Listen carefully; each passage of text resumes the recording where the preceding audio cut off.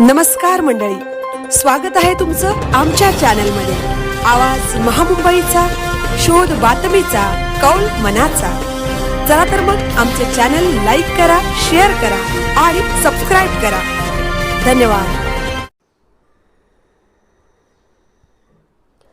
मानसी दळवी व रसिका केनी रायगड जिल्हा परिषद गाजवणार शिवसेनेच्या या दोन वाघिणी। रायगडात शिवसेना शिंदे पक्षात भाजप व शेतकरी कामगार पक्षाच्या शेकडो कार्यकर्त्यांचा प्रवेश।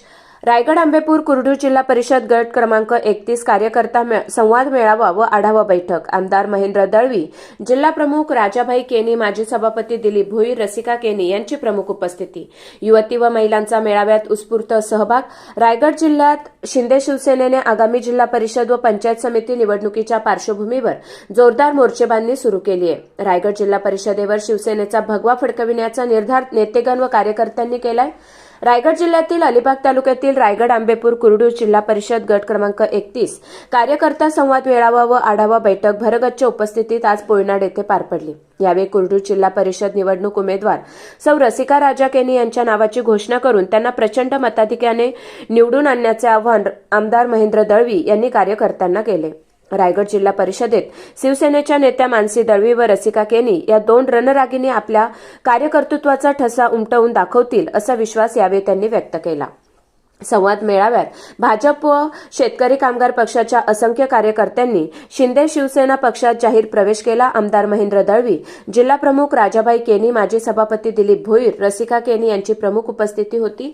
या आढावा बैठकीस युवक, युवती, महिला व ज्येष्ठ कार्यकर्त्यांची लक्षणीय उपस्थिती होती। आवाज महामुंबईचा चॅनलसाठी धम्मशील सावंत, पोयनाड, अलिबाग। बचत गटाच्या माध्यमातून मी सगळ्या महिलांपर्यंत पोहोचवणार आहे। जेव्हा बचत गटाचं नेतृत्व करत असतो तेव्हा ती बचत गटासाठी एखादी जागा उपलब्ध करून द्यायला लागते, पण ती जागा उपलब्ध करून देण्यासाठी सुद्धा त्याचं भाडं तत्वावर लोक घेतात, त्यांच्याकडून भाडं घेतात।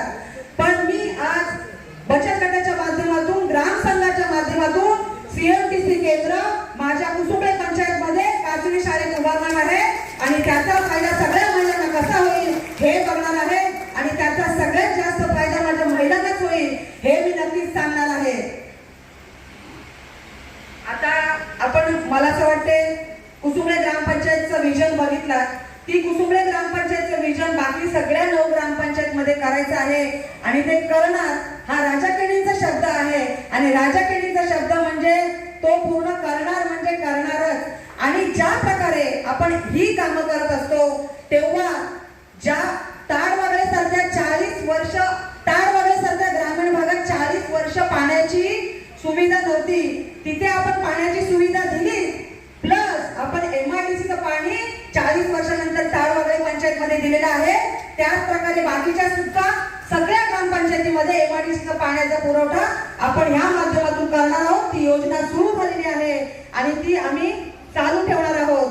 जेव्हा कसं असतं, पहिला आमचा आमदार नव्हता, त्याच्यामुळे काय व्हायचं की आम्हाला पोलीस स्टेशनला गेल्यावर माझं थरथर घाबरायला लागायचं, तिकडून फोन आले की आम्हाला आपलं पाठी यायला लागायचं। पण आमचे दमदार आमदार जेव्हापासून निवडून गेले तेव्हा आम्ही कशालाच घाबरत नाही आणि कोणालाच घाबरत नाही। शेठने पण असा विचार केला असेल की मानसी तर निवडून येणारच आहे, पण तिच्यासोबत जर रसिका गेली तर जिल्हा परिषद मध्ये काय होईल, त्या अधिकाऱ्यांचं काय होईल, हा प्रश्न नक्कीच शेठच्या मनात पडला असेल। पण विरोधकांना भीती राहू दे, अधिकाऱ्यांना भीती राहू दे, चांगल्या प्रकारे काम करण्याचा प्रयत्न महिलांच्या माध्यमातून आम्ही नक्की करू आणि जिल्हा परिषदवर भगवा नक्कीच फडकावू एवढेच सांगेन आणि थांबेन। जय हिंद, जय महाराष्ट्र।